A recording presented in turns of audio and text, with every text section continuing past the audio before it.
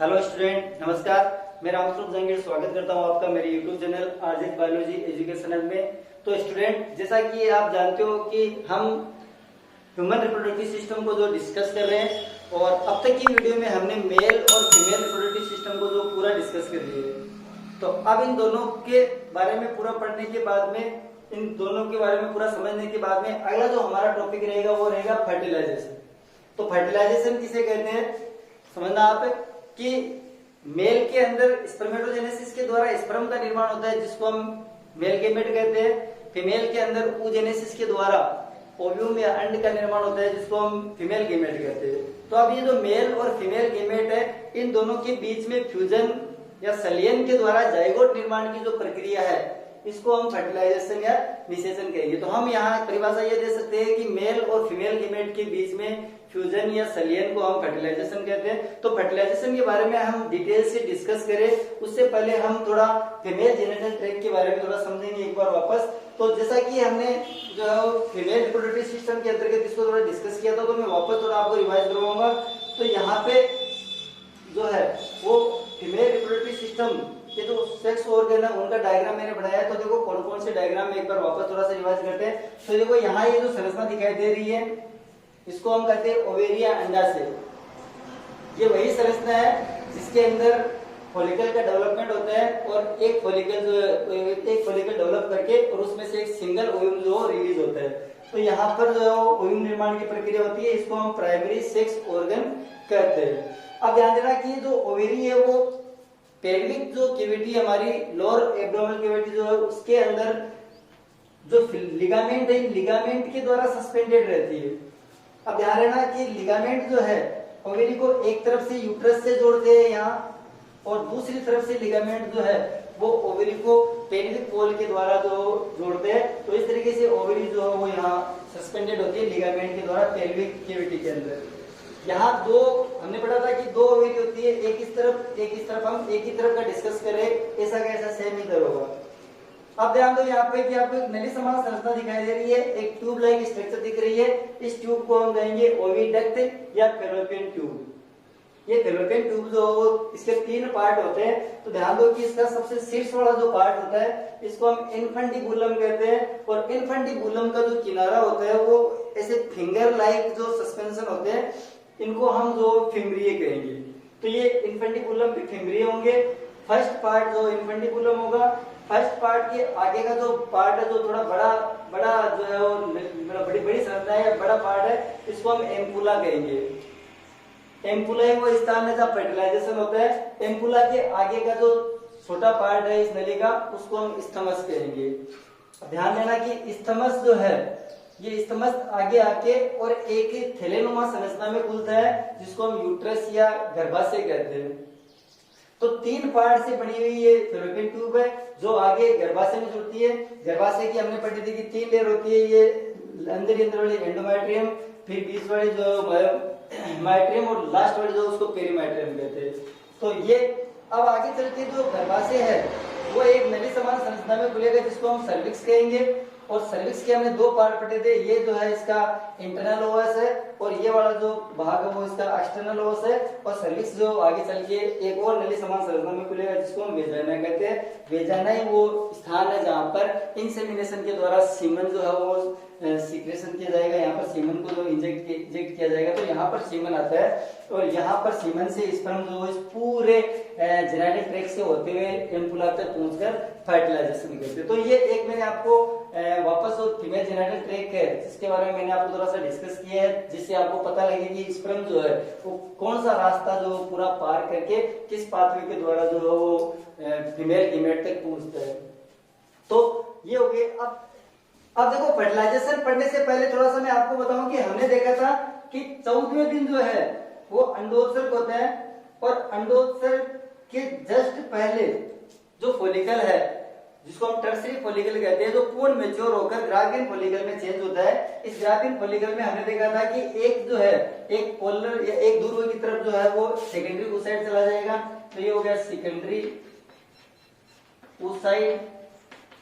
और हमने देखा था कि सेकेंडरी oocyte के चारों ओर कई सारी सेल्स जो है वो होती है जिनको हम क्यूमुलस उपोरस कहते हैं। और ये जो सेल्स है इनको हम ग्रेनुलोसा सेल्स कहेंगे। और इसके चारों ओर जो है वो थीका सेल्स होंगे। तो ये थीका इंटरना और इसके बाहर संयोजी ऊतक का बना हुआ थीका एक्सटर्ना। ये संरचना हमने पढ़ी थी। ये जो एक परिपक्व फॉलिकल जो है, पूर्ण मैच्योर फॉलिकल होता है जिसको हम ग्राफियन फॉलिकल कहते हैं। और हमने देखा था कि 14वें दिन जैसे ही ये पूर्ण मैच्योर हो जाता है तो एकदम से जो है एलएस जो है वो उसका हाई लेवल पहुंचता है, जिसको हमने एलएस सर्ज कहा था, जिससे ये ग्राफियन फॉलिकल रैप्चर होता है। और रैप्चर होकर यहाँ से सेकेंडरी oocyte जो है वो रिलीज हो जाता है। और यहाँ से निकलकर सेकेंडरी oocyte जो है वो कहाँ आएगा, वो यहाँ ओवेरी से निकलकर सेकेंडरी oocyte यहाँ आ जाएगा पेल्विक कैविटी के अंदर। और पेल्विक कैविटी से आने के बाद में पेल्विक कैविटी से ये जो है वो अंडवाहिनी के इन्फेंटिबुलम भाग में फिम्ब्रे के द्वारा अंदर लिया जाएगा। तो यहाँ ये आ जाएगा यहाँ, और यहाँ से फिर जो आगे इसकी गति होगी। तो अब यहाँ पर थोड़ा सा ये समझना है कि जब ये सेकेंडरी oocyte ओव्यूलेशन के टाइम पे जब ये रिलीज होता है तो इसके रिलीज होते वक्त या जब ये रिलीज होता है तो इसकी क्या स्ट्रक्चर होती है, कौन कौन सी सेल्स इसके अंदर होती है। तो समझो आप, तो देखो अब यहाँ पर कि ये जो यहाँ से रिलीज हुआ सेकेंडरी oocyte जो है, इसका मैंने डायग्राम यहाँ पे ड्रॉ किया है। तो इसके अंदर कौन कौन सी सेल्स होती है। तो सबसे पहले तो हमें पता है कि यहाँ पे सेकेंडरी oocyte जो है जब ये रिलीज होता है तो सबसे पहले तो ये होगा सेकेंडरी oocyte जो अंदर आपको दिख रहा है, जो हो गया सेकेंडरी oocyte। और भूलना मत कि सेकेंडरी oocyte जो है वो मियोसिस सेकंड की मेटाफेज 2 अवस्था के अंदर अभी भी अरेस्ट है, यानी मेटाफेज 2 अवस्था के अंदर ये अरेस्ट है। अब इसके बाद में यहाँ से जब ये रिलीज होता है तो इसके पास की कुछ जो सेल्स है क्यूमुलस उपोरस की सेल्स है वो भी यहाँ से जो है वो इसके साथ में आएगी। तो ये जो आपको बाहर व्हाइट कलर में दिख रही है ये क्यूमुलस उपोरस की सेल्स है। लेकिन ध्यान रखना कि यहाँ हम दूसरा टर्म्स यूज करते हैं। अब इनको क्यूमुलस उपोरस सेल्स न कहकर हम कहेंगे कोरोना रेडिएटा। अब ये कोरोना रेडिएटा हो गई। इस कोरोना रेडिएटा के अंदर जो बीच बीच में आपको सेल्स के बीच में जो जगह दिखाई दे रही है इसको हम ग्राउंड सब्सटेंस कहेंगे। ग्राउंड सब्सटेंस हो गया। और ग्राउंड सब्सटेंस के अंदर जो है वो ध्यान देना कि यहाँ ग्राउंड सब्सटेंस जो है वो कनेक्टिव टिश्यू या संयोजी ऊतक का बना होता है, इसमें संयोजी ऊतक होंगे। और इसके अलावा यहाँ पर एक और एंजाइम होगा जिसको हम हाइल यूरोनिक एसिड कहेंगे।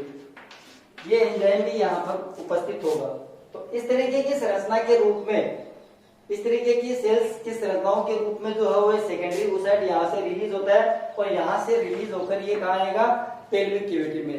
ध्यान देना बहुत इंपॉर्टेंट है कि डायरेक्ट जो है सेकेंडरी oocyte जो है ओवेरी से रिलीज होकर सीधा इन्फेंटिबुलम में नहीं जाता।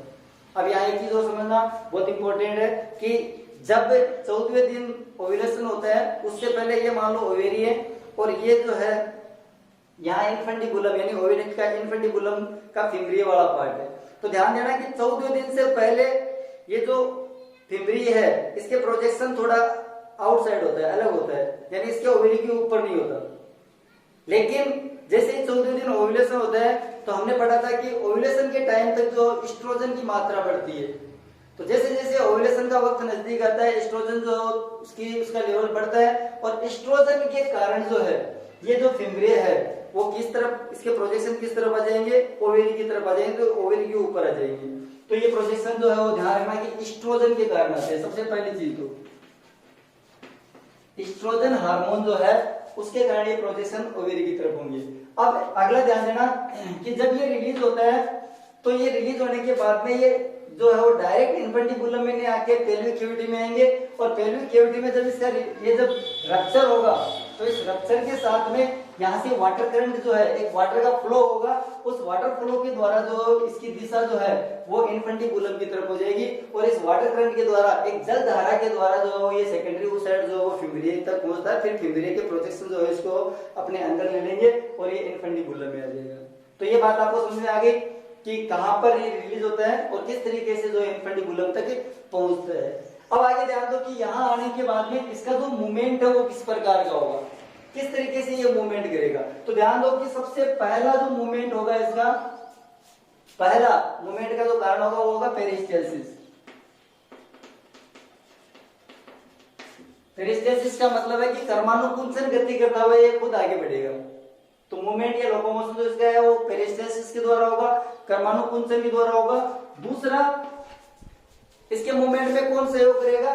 तो यहाँ पे ये जो ओविडक्ट है, इस ओविडक्ट की जो भीतर की जो उपकला है, एपिथेलियम है, वो होती है क्यूबोइड सिलिएटेड प्रकार की, यानी घनाकार पक्षमाभिकीय उपकला उत्तक होंगे। और पक्षमाभिकीय उपकला उत्तक तो इसके अंदर पक्षमाभ होंगे और उन पक्षमाभ का मूवमेंट जो है वो इस दिशा में होगा, यानी यूट्रस की तरफ होगा। तो ये पक्षमाभ जब मूव करेंगे तो पक्षमाभ के कारण जो ये अपने आप ही पक्षमाभ इसको थोड़ा आगे खिसकाते रहेंगे। तो दो प्रकार से, यानी दूसरा होगा एपिथेलियम के द्वारा। और एपिथेलियम आपको बता दूं कि क्यूबॉइड सिलेटेड प्रकार की एपिथेलियम होगी, जो जिसके जो पक्षमाभ है वो मूव करके इसको जो है वो इस दिशा में आगे की तरफ मूव करवाएंगे, किस तरफ? यूट्रस की ओर। तो ये दो प्रकार से ये मूवमेंट करेगा। अब ये मूवमेंट करता हुआ एम्पुला में आएगा, और एम्पुला ही वो स्थान है जहां पर फर्टिलाइजेशन होता है। बहुत इंपॉर्टेंट है, क्वेश्चन भी आता है इस तरीके की, फर्टिलाइजेशन कहाँ होता है। तो नॉर्मल अगर मान लो क्वेश्चन आए कि फर्टिलाइजेशन कहाँ है और उसमें आपको ये संरचनाएं दे दी जाए, तो आप जो है उसमें ओविडक्ट को जो चूज कर सकते हो। अगर थोड़ा और डिटेल से पूछे तो आप एम्पुला कर सकते हो, ओविडक्ट में भी एम्पुला कर सकते हो। लेकिन अगर और विशिष्ट जगह, यानी अगर डीपली और ज्यादा पूछा जाए, विशिष्ट जगह का नाम पूछा जाए, तो आप ऐसा कहोगे कि एम्पुला और इस्थमस का जो जंक्शन है, जिसको हम एम्पुलरी इस्थमस जंक्शन कहते हैं, इन दोनों के मिलने का जो स्थान है उसके पास होगा, लेकिन होगा एम्पुला में। तो क्लियर है ये बात। तो फर्टिलाइजेशन की साइट जो है, फर्टिलाइजेशन जो यहाँ पर होगा।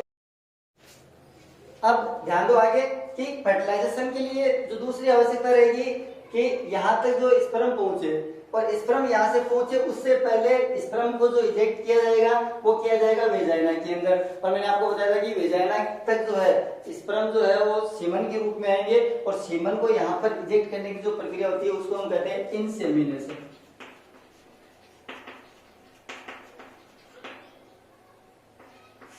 और थोड़ा याद हो आपको तो एक बार वापस में रिवाइज कर दूं कि हमने पढ़ा था कि सेमिनिफेरस ट्यूब्यूल से स्पर्म का जो है वो रिलीज होना कहलाता है स्पर्मिएशन।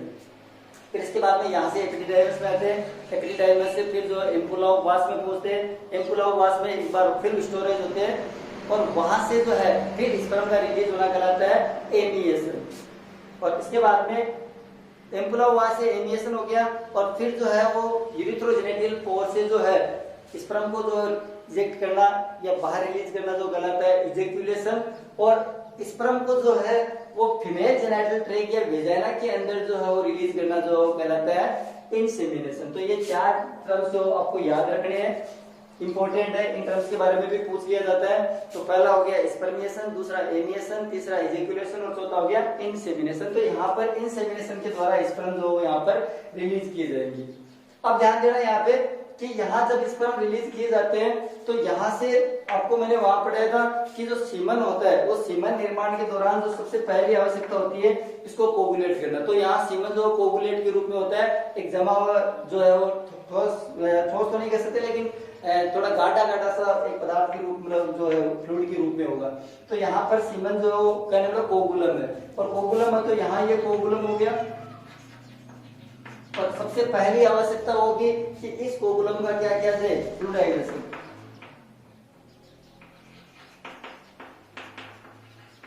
इसका द्रवीकरण होना जरूरी है। तो सबसे पहला काम होगा कि वेजाइना के अंदर जो है वो कोगुलम के रूप में जो सीमन आया है उस सीमन का अगर फ्लूइडाइजेशन होगा तो ही इसमें से जो स्पर्म है, सीमन के अंदर जो स्पर्म है वो यहाँ से रिलीज हो पाएंगे, यहाँ से मुक्त हो पाएंगे, लिबरेटेड होंगे। तो यहाँ से जब इनको मुक्त करना है तो सबसे पहला काम हो गया फ्लूइडाइजेशन। और फ्लूइडाइजेशन के लिए मैंने आपको बता दिया था कि वो एंजाइम होंगे उसके अंदर ही। अब दूसरा जो सबसे इंपॉर्टेंट काम है वो ये होगा कैपेसिटेशन। तो कैपेसिटेशन किसे कहते हैं? अगर कैपेसिटेशन नहीं होगा तब तक जो स्पर्म यहाँ से रिलीज नहीं होंगे। कैपेसिटेशन का मतलब है कि स्पर्म के अंदर खुद के फ्लैजिला के द्वारा मूवमेंट की ताकत। तो देखो, इसको समझने से पहले आप यहाँ समझना कि हमने पढ़ा था कि स्पर्म जो है वो सबसे पहले एपिडिडाइमस में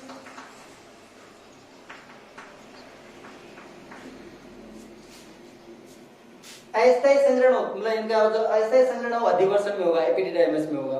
और एपिडिडाइमस में जो है अस्थायी संचरण के दौरान इनके अंदर मेच्योरेशन होगा, ये मेच्योर होंगे, और मेच्योर होंगे तो इनके अंदर जो है वो मूवमेंट की क्षमता आ जाएगी, कैपेसिटी तो आ गई मूवमेंट की। लेकिन ध्यान रखना कि एपिडाइडमस के जो सीक्रेशन है उस सीक्रेशन में कुछ इनहिबिटर जो है वो इस स्पर्म के ऊपर जो अटैच कर दिए जाएंगे, तो यहाँ इनहिबिटर जोड़ दिए।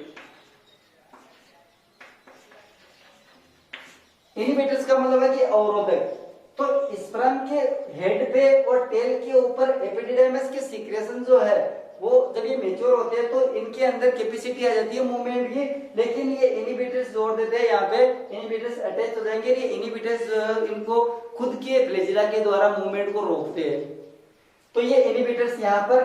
दूसरा, ये एम्पुला वास में जब इकट्ठा होंगे तो वहां पर सेमिनल वेसिकल का जो है वो फ्लूइड आके इसके अंदर मिलेगा, सीक्रेशन मिलेगा, तो वहां पर भी कई सारे इनहिबिटर्स इसके ऊपर जोड़ दिए जाएंगे, जिससे क्या होगा कि ये क्षमता होते हुए भी अपने खुद के फ्लैजिला से मूव नहीं करेंगे।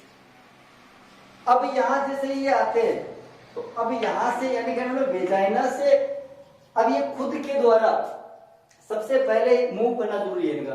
तो खुद के द्वारा मूव करने के लिए क्या होगा कि वेजाइना के सीक्रेशन जो है,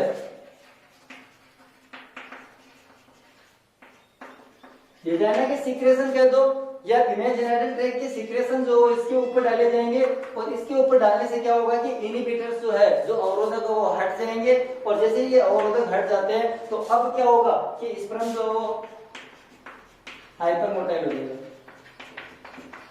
अब इनके अंदर मोटिलिटी की क्षमता आ गई। मोटिलिटी की क्षमता तो पहले थी, लेकिन अब ये थोड़े मोटाइल हाइपर मोटाइल हो गए, और हाइपर मोटाइल होकर क्या होंगे कि यहाँ से स्पर्म रिलीज होंगे, और ये रिलीज होकर और अब जो फीमेल जेनिटल ट्रैक्ट के अंदर खुद के फ्लैजिला से मूवमेंट करेंगे, और खुद के फ्लैजिला से जो है जिसको हम टेल कहते हैं उसके द्वारा मूवमेंट करने की जो ताकत है उसी को हम कैपेसिटेशन कहते हैं। तो ध्यान रखना कि कैपेसिटेशन भी एक महत्वपूर्ण प्रोसेस है जो फर्टिलाइजेशन के लिए जरूरी है।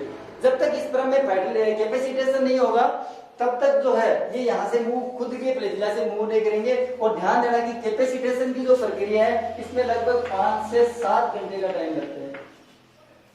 5 से 7 घंटे में कैपेसिटेशन होगा। और एक चीज और ध्यान रखना कि कैपेसिटेशन सभी स्पर्म का एक साथ नहीं होगा। मैंने आपको कहा था कि 4 मिलियन स्पर्म जो एक बार के इंसेमिनेशन में होते हैं, तो 4 मिलियन का जो कैपेसिटेशन है वो धीरे धीरे अलग अलग टाइम पर होगा। कुछ स्पर्म जल्दी कैपेसिटेशन करेंगे, कुछ धीरे धीरे करेंगे, लेकिन 5 से 7 घंटे के बीच में जो है सारे कैपेसिटेशन कर लेंगे। और फिर यहाँ से जो ये खुद के जो फ्लैजिला से मूव करेंगे तो आपको इस फीमेल जेनिटल ट्रैक्ट के अंदर ऐसे रेज के रूप में यानी वेव के रूप में जो है आपको तरंगों के रूप में जो है वो इनकी जो है वो मूवमेंट आपको दिखाई देती है। तो दूसरा जो सबसे इंपॉर्टेंट, पहला तो हो गया फ्लूइडाइजेशन होना, दूसरा जो महत्वपूर्ण जो कार्य है वो होना है कैपेसिटेशन किसका, स्पर्म का। तो ये कैपेसिटेशन की जरूरी है।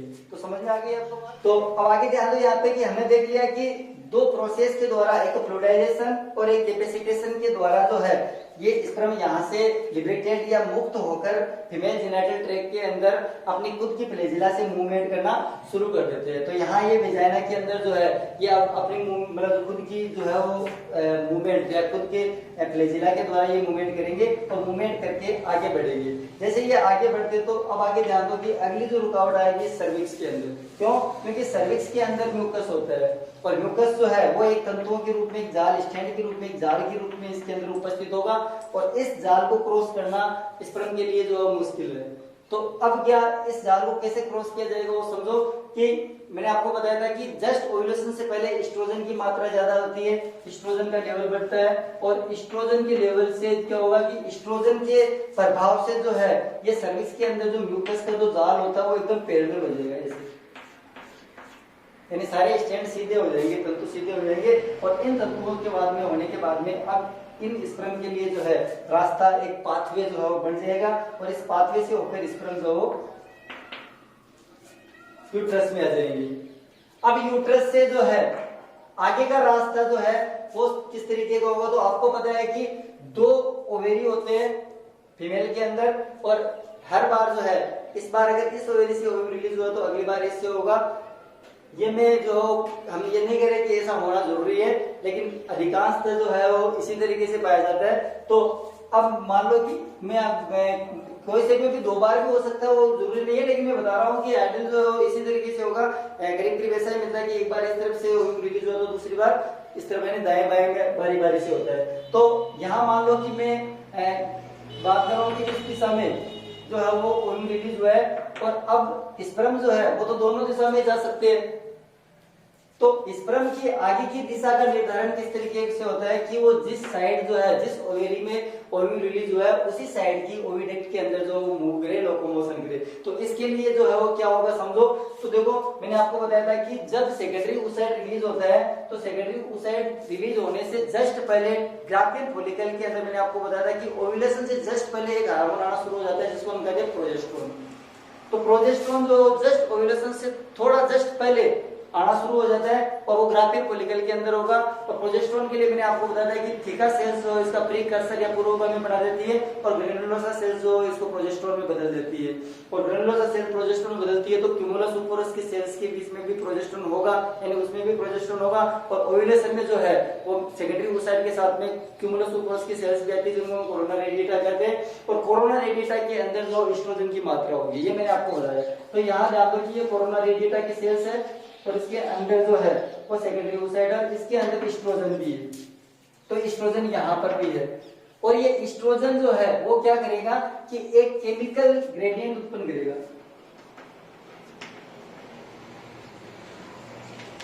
केमिकल ग्रेडियंट का मतलब है कि रासायनिक विभव उत्पन्न करेगा, और ये रासायनिक विभव क्या करेगा कि स्पर्म को अपनी ओर अट्रैक्ट करेगा। तो इससे क्या होगा कि जिस दिशा में, जिस साइड वाले ओविडक्ट के अंदर जो है वो ओव्यूम आया है उस दिशा से एक केमिकल ग्रेडियंट होगा, और वो केमिकल ग्रेडियंट एक अट्रैक्शन उत्पन्न करेगा जिससे स्पर्म जो इसी दिशा में जो मूव करेंगे, लोकोमोशन करेंगे, इस दिशा में नहीं जाएंगे, तो सारे के सारे स्पर्म जो इसी दिशा में जाएंगे। तो इस तरीके से स्पर्म जो है इस ओव्यूम के पास तक पहुंचते हैं। तो इस तरीके से स्पर्म जो आगे बढ़ेंगे। ध्यान देना कि ऐसे देखा जाए तो ये आपको जो जर्नी है वो छोटी सी दिख रही है, लेकिन स्पर्म की साइज के अकॉर्डिंग हम देखें तो ये जर्नी जो स्पर्म के लिए काफी लंबी होती है। इसके बीच में बहुत सारी बाधाएं होती है। सारी बाधाएं मैंने आपको बता दी कि इन सबको क्रॉस करते हुए आगे बढ़ेंगे। और कौन सी बाधाएं होंगी तो और जो है मैंने आपको बताया था कि स्पर्म जो वो फॉरेन बॉडी होती है, और फॉरेन बॉडी के लिए जो है वो फीमेल जेनिटल ट्रैक्ट के द्वारा जो कुछ एंटीबॉडीज भी रिलीज किए जाएंगे। तो एंटीबॉडीज को रोकने के लिए, इसके अलावा इसकी पेरिस्टेसिस के द्वारा मूवमेंट को रोकने के लिए एंटी पेरिस्टेसिस सीक्रेट किए जाएंगे। और उनके लिए जो है मैंने आपको बताया था कि स्पर्म के अंदर जो है वो प्रोस्टाग्लैंड्स होते हैं, और प्रोस्टाग्लैंड्स जो है इन सब बाधाओं को दूर करेंगे, और स्पर्म जो अपनी खुद की लोकोमोशन के द्वारा इस पूरी लंबी जर्नी को क्रॉस मतलब जो पार करते हुए, पूरे पाथवे को पार करते हुए, और कहां तक पहुंचते हैं, सेकेंडरी oocyte तक पहुंचते हैं। और सेकेंडरी oocyte तक पहुंचने के बाद में जो है अब देखो किस तरीके से सेकेंडरी oocyte के अंदर जो ये प्रवेश करेंगे, तो समझो। अब देखो कि हमने देखा कि स्पर्म जो है वो ओविडक्ट के अंदर सेकेंडरी oocyte तक पहुंच गए हैं, और यहाँ तक बहुत सारे स्पर्म जो पहुंच जाएंगे। तो ये स्पर्म आ गए हैं। अब इसके बाद का जो है वो रास्ता किस तरीके से क्रॉस होता है, कौन कौन सी जो है वो घटनाएं आगे होगी, तो समझो आप कौन कौन सी प्रोसेस के द्वारा ये जो है वो सेकेंडरी oocyte के साइटोप्लाज्म तक पहुंचेगा। तो इसके आगे फर्टिलाइजेशन की प्रोसेस को समझिए। तो ध्यान दो यहाँ पर कि हमने देखा कि सेकेंडरी oocyte जो है जब रिलीज होता है तो ये यहाँ पर अंडवाहिनी की एंकुला में इस स्ट्रक्चर के रूप में मौजूद होता है, जिसके अंदर एक सेकेंडरी oocyte होगा,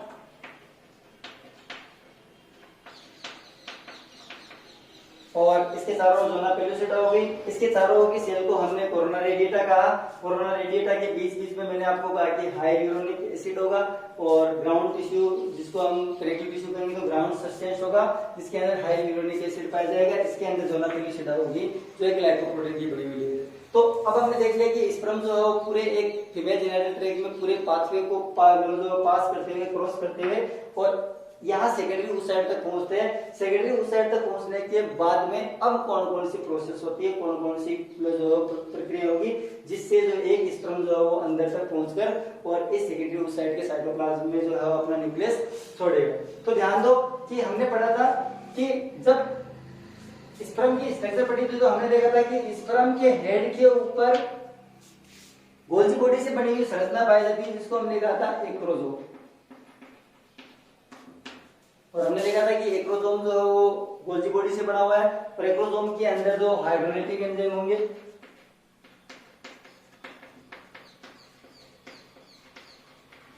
और हाइड्रोलाइटिक एंजाइम जो है वो डाइजेस्टिव एंजाइम होंगे।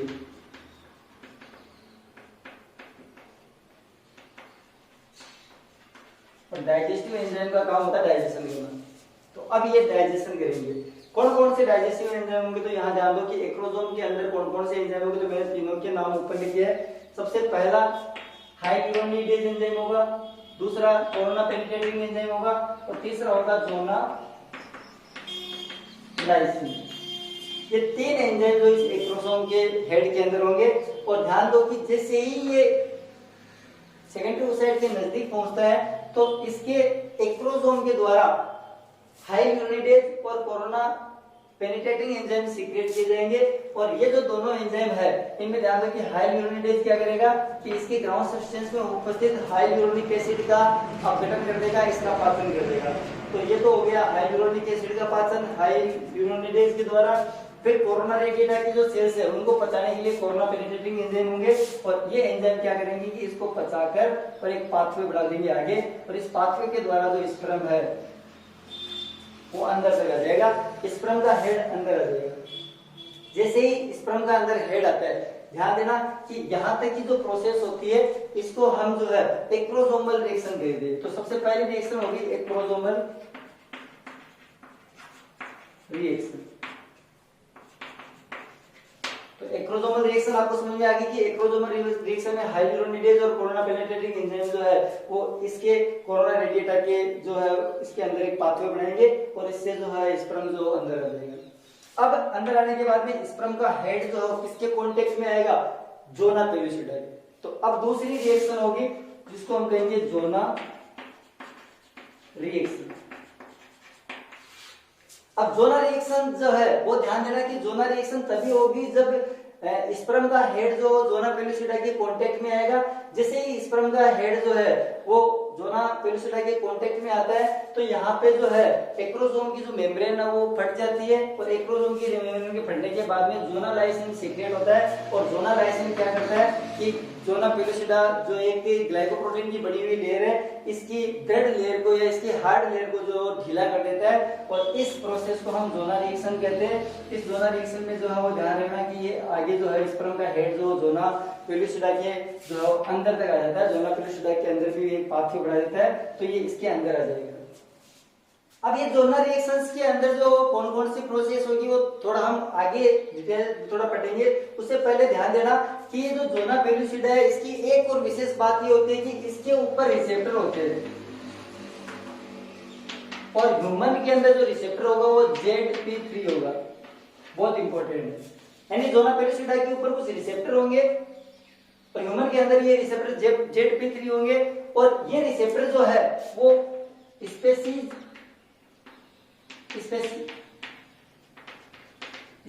होंगे, यानी जाति विशिष्ट होंगे। तो ये रिसेप्टर जो है वो इस जोना पेलुसिडा के ऊपर जो उपस्थित है वो जाति विशिष्ट है। तो ये क्या करते हैं कि इस एक जाति विशिष्ट के स्पर्म को ही ओव्यूम के अंदर आने देते हैं, बहुत इंपॉर्टेंट है। ये जोना पेलुसिडा जो है यही है, इसी के ऊपर उपस्थित जो रिसेप्टर है वही स्पेसिफिक होंगे, जाति विशिष्ट होंगे, तो ह्यूमन के ही स्पर्म को जो ओव्यूम तक पहुंचने देंगे, फर्टिलाइज होने देंगे। अब इसके बाद में क्या होगा कि जैसे ही ये स्पर्म का हेड जो है वो ऊलेमा के कांटेक्ट में आता है। ऊलेमा क्या होती है कि ये सेकेंडरी ओसाइड है, इसकी मेम्ब्रेन को हम ऊलेमा कहेंगे, और जैसे ही ये ऊलेमा के कांटेक्ट में आता है तो ऊलेमा जो है वो स्पर्म के हेड की तरफ एक जो है कोन के समान परवर्त बनाती है, एक कोन बनाएगी, एक शंकु समान संरचना बनाएगी जिसको हम कोनो फर्टिलाइजेशन कहेंगे। और कोनो फर्टिलाइजेशन के बाद में जैसे ही स्पर्म का हेड जो है वो उलेमा के कांटेक्ट में आता है, कांटेक्ट के में आने के बाद में एक बहुत ही महत्वपूर्ण जो है रिएक्शन होगी जिसको हम कहेंगे कोर्टिकल रिएक्शन या वल्कुटीय अभिक्रिया। तो क्या है वल्कुटीय अभिक्रिया समझो यहाँ पे, तो मैं यहाँ आपको कोर्टिकल रिएक्शन बताऊंगा। तो कोर्टिकल रिएक्शन जो है वो दो प्रकार की होगी या दो प्रकार से होगी, एक तो होगी फास्ट और एक होगी स्लो, दो प्रोसेस में पूरी होगी। कॉर्टिकल रिएक्शन में फास्ट में क्या होगा, समझो कि फास्ट में क्या होगा कि जैसे ही ये उलेमा के कांटेक्ट में आता है हेड, तो यहाँ पर क्या होगा कि उलेमा डीपोलराइज हो जाएगी। तो यहाँ पर होगा उलेमा डीपोलराइज, और डीपोलराइज होते ही क्या होगा कि ये जो सेकेंडरी ओसाइड के अंदर जो है ये छोटे छोटे ग्रेन्यूल्स पाए जाते हैं, थोड़े कण पाए जाते हैं, जिनको हम कॉर्टिकल ग्रेन्यूल्स कहते हैं। और ये कॉर्टिकल ग्रेन्यूल्स जो है वो स्पर्म के हेड के उलेमा के कांटेक्ट में आते हैं। उलेमा में कॉर्टिकल रिएक्शन में पहले जो है प्रक्रिया फास्ट होगी, और फास्ट होते क्या होगा कि उलेमा डीपोलराइज हो जाएगी, विदुरित हो जाएगी, और इससे क्या होगा कि अंदर की ग्रेन्यूल जो है वो बाहर पेरीविटलियन स्पेस में चले जाएंगे। तो बाहर आ गई ये पेरीविटलियन स्पेस, तो यहाँ आ गए ये हम पेरीविटलियन स्पेस मानेंगे।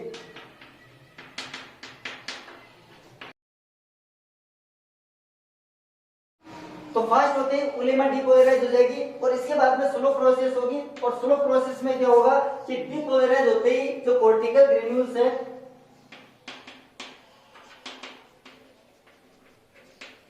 वो किसमें आ गए, पेरीविटलियन स्पेस में आ गए। किसमें आ गए, पेरीविटलियन स्पेस। और ये पेरीविटलियन स्पेस में आते ही क्या होगा कि अब जो है वो जोनल रिएक्शन जो है शुरू होगी। जोनल रिएक्शन जो है वो प्रोसेस जो अभी जो चल रही थी वो जोनल रिएक्शन जो अब कंप्लीट होगी। तो कॉर्टिकल ग्रेन्यूल्स के पेरीविटलियन स्पेस में आते ही जो है वो जोनल रिएक्शन होगी, और जोनल रिएक्शन में क्या होगा कि ये कॉर्टिकल ग्रेन्यूल्स बाहर आते ही जो है जोनल पेलिसुला जो कैसी हो जाएगी, हार्ड। कैसे हो जाएगी, हार्ड, यानी जोनल पेलिसुला जो हार्ड हो जाएगी। जोनल रिएक्शन के अंतर्गत वो प्रक्रिया देखो, जोनल रिएक्शन अभी भी चल रही है। तो ग्रेन्यूल्स के जो है कॉर्टिकल ग्रेन्यूल्स के बाहर जाते ही जो रिएक्शंस के अंदर जो है जोना पेलिसुला कैसी हो जाएगी, हार्ड हो जाएगी। ये जोना पेलिसुला फिर से हार्ड हो जाएगी, और दूसरा कार्य क्या होगा कि रिसेप्टर जो है वो हट जाएंगे, रिसेप्टर हट जाएंगे, और रिसेप्टर हट जाएंगे तो अब कोई स्पर्म जो है वो आगे जो है वो मूव नहीं कर पाएगा, अंदर नहीं आ पाएगा, और जोनल पेलिसुला जो कैसी हो जाएगी, हार्ड हो जाएगी। और जैसे जोनल पेलिसुला हार्ड हो जाती है तो इसकी सबसे महत्वपूर्ण जो है इसका जो विशेषता ये होती है, इसका इंपॉर्टेंस ये होता है कि अब कोई दूसरा स्पर्म जो है वो एक के अंदर साइटोप्लाज्म के अंदर नहीं आ पाएगा। तो इसका मतलब क्या हुआ कि पॉलीस्पर्मी को रोका जाएगा, सिर्फ एक ही स्पर्म जो अंदर आ पाएगा। तो समझ में आ गई आपको बात कि कॉर्टिकल रिएक्शंस जो है फास्ट में उलेमा डीपोलराइज होगी, उलेमा डीपोलराइज होगी, स्लो में कॉर्टिकल ग्रेन्यूल्स जो पेरीविटलियन स्पेस में आएंगे, फिर जोनल रिएक्शन जो चल रही है वो कंप्लीट होगी। जोनल पेलिसुला का आवरण जो हार्ड हो जाएगा और दूसरा रिसेप्टर हट जाएगा, और इन दोनों के कारण जो है वो दूसरा स्पर्म जो साइटोप्लाज्म के अंदर या सेकेंडरी ओसाइट के अंदर नहीं प्रवेश कर पाएगा। इसका मतलब क्या होगा कि पॉलीस्पर्मी को रोका जाएगा, एक से ज्यादा स्पर्म जो फर्टिलाइजेशन नहीं कर पाएंगे, क्योंकि अगर एक से ज्यादा स्पर्म जो फर्टिलाइजेशन कर पाएंगे तो यहाँ पॉलीप्लोइडी बन जाएगा, और पॉलीप्लोइडी जो या तो डेवलप ही नहीं होगा, और ये कंडीशन जो ह्यूमन के अंदर पाई नहीं जाती है पॉलीप्लोइडी की, तो एक ही स्पर्म अंदर आ पाएगा, एक ही न्यूक्लियस जो है हैप्लॉइड जो न्यूक्लियस वो अंदर पहुंच पाएगा। समझ में आ गई आपको बात। तो ये दो रिएक्शंस कंप्लीट होगी, और दो रिएक्शन कंप्लीट होती है। अब इसका जो हेड है वो किसमें प्रवेश कर गया, सेकेंडरी ओसाइट के साइटोप्लाज्म में आ गया। और जैसे ही साइटोप्लाज्म में आता है, ध्यान देना कि सेकेंडरी ओसाइट जो है वो अभी भी मेटाफेज सेकंड अवस्था यानी मियोसिस सेकंड की मेटाफेज सेकंड अवस्था में अरेस्ट है। जैसे ही हेड जो साइटोप्लाज्म में प्रवेश करता है, ये अपना मियोसिस सेकंड जो कंप्लीट कर लेता है। मियोसिस सेकंड कंप्लीट करते ही इससे दो सेल बनेगी, एक सेल जो छोटी बनेगी जिसको हम सेकेंडरी पोलर बॉडी कहेंगे, और सेकेंडरी पोलर बॉडी जो पेरीविटलियन स्पेस में चली जाएगी। पीछे जो बच गया अब हम इसको कहेंगे ओवम। तो ये ओव्यूम बन गया ऊटिड। तो अब ये जो है ऊटिड या ओव्यूम जो है, अब ये जो है जैसे ही ये बन जाता है तो इसके बाद में यहाँ जो है आपको पता है कि ये जो सेकेंडरी ओसाइट है वो मैटरनल है, और मैटरनल के अंदर जो अधिकांश जो साइटोप्लाज्म इसी का होता है। इसके पास में तो कोई साइटोप्लाज्म आया ही नहीं है, तो इसके एंजाइम जो है वो इसके हेड के जो है मेम्ब्रेन और बाकी टेल वगैरह वो अपग्रेड कर देंगे, और अपग्रेड करते ही यहाँ पर अब ये जो है वो इसका न्यूक्लियस जो मुक्त हो जाएगा, और एक न्यूक्लियस इसका है, एक मैटरनल हो गया, एक किसका हो गया पैटर्नल। तो आपको देखो इस तरीके की स्ट्रक्चर दिखाई देगी। ध्यान देना कि अभी भी ये जो है जाइगोट नहीं बना है, अभी ये जो है फर्टिलाइज एग बना है। अब हम इसको कहेंगे फर्टिलाइज्ड एग। क्यों? क्योंकि इसके अंदर दो न्यूक्लियस आपको दिखाई देते हैं। साइटोप्लाज्म के अंदर ये डायकैरियन जो स्थिति होती है, और डायकैरियन में दो केंद्रक जो दिखाई दे रहे हैं। फिर इसके बाद में जो है, अब ये जो है वो दोनों की जो है वो कैरियर, जिसको हम न्यूक्लियस मेम्ब्रेन कहेंगे, तो दोनों की न्यूक्लियस मेम्ब्रेन जो अलग हो जाएगी, और अलग होने के बाद में इन दोनों के जो है वो क्रोमोसोम जो है वो युग्मित हो जाएंगे जोड़े के रूप में, और इस तरीके से जो एक सेल बन जाएगी यार। अब हम इसको कहेंगे जाइगोट। तो अब ये जाइगोट बनेगा, और जाइगोट बनने के बाद में फर्टिलाइजेशन की जो प्रोसेस जो कंप्लीट हो जाती है। तो इस तरीके से जो है एक कॉम्प्लिकेट जो है थोड़ा पार्ट है फर्टिलाइजेशन, जिसकी छोटी छोटी बातें जो हमने जो है पूरी डायग्राम के थ्रू समझी है। सब कुछ जो है वो मैंने इसकी हर एक छोटी से छोटी रिएक्शन, हर एक छोटी से छोटी बात को मैंने आप तक पहुंचाने की कोशिश की है। अगर आपको समझ में आया है, अगर आप तक जो मेरी दी हुई जानकारी पहुंची है और समझ में आया है, तो चैनल को सब्सक्राइब करें। और अगर किसी प्रकार की कोई भी दिक्कत, कोई भी प्रॉब्लम आपको लगती है, तो कमेंट बॉक्स में जरूर डालें, मैं सॉल्यूशन करूंगा। धन्यवाद।